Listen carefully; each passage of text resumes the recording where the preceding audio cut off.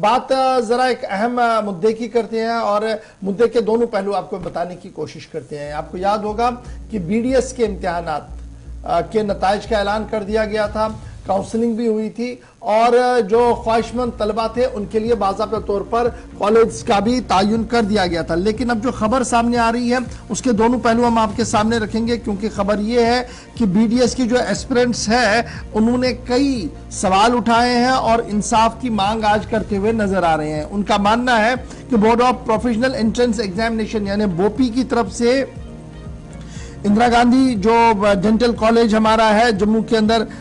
उसमें 4 से 5 सीटें जो है वो कोटा के लिए रिजर्व कर रख दी गई थी, लेकिन उन्हें फिल नहीं किया गया। यानी 4 से 5 सीटें ऐसी हैं जी जो स्टेट कोटा से वैकेंट है और आईजीजीडीसी जम्मू के अंदर है, उन्हें आखिरी लम्हा तक भी फिल नहीं किया, जिसकी वजह से जो गरीब तलबा है उन्हें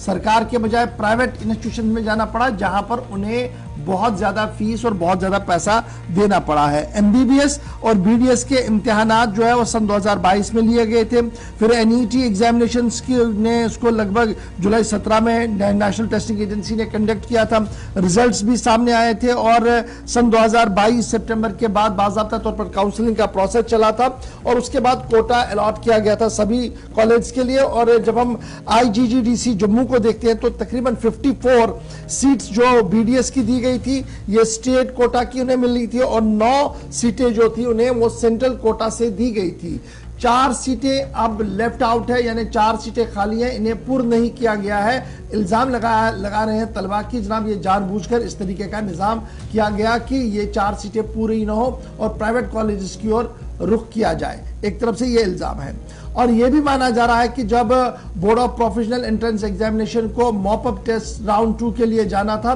तो उन्होंने उस वक्त उसका ध्यान नहीं दिया, जिसकी वजह से ये 4-5 सीटें जो है वैकेंट रही है और गरीब तलबा के लिए मुश्किलों का सामना करना पड़ा, क्योंकि अब उनका इम्तिहान जो है वो प्राइवेट कॉलेज के अंदर हो रहा है जहां पर उन्हें सबसे ज्यादा पैसा देना पड़ रहा है। ये मॉप अप टेस्ट था जी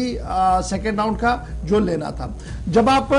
कॉलेज के जिम्मेदारों से पूछते हैं कि क्या मामला है, आईजीजीडीसी के जिम्मेदारों से पूछते हैं तो पता लगता है कि जनाब ये उनके हाथ का गेम ही नहीं है, बल्कि उन्होंने बाज़ाब्ता तौर पर board of professional entrance examination को इन्फॉर्म किया था, वेल इन्फॉर्म किया था कि हमारे पास 4 से 5 सीटें वैकेंट पड़ी है, स्टेट की कितनी है, सेंटर की है, इनको आप फिलअप कीजिए। लेकिन board of professional entrance examination ने वो फिलअप नहीं की, जिसकी वजह से ये 4-5 सीटें जो है वो रह गई है। ये एक तरफ से है। दूसरी तरफ से जो खबर हम आपको बता रहे हैं वो board of professional entrance examination की वो बताएंगे। उनका मानना था कि जिस तरीके का प्रोसेस हमने चलाया वो as per the set criteria था, लेकिन दूसरे प्रोसेस में जो कट लाइन और परसेंटेज थी वो हुई नहीं, इसलिए हमने सेकंड मूव अप किया नहीं। लेकिन इस बात पर कोई खुलासा नहीं दिया गया। नजराया हमें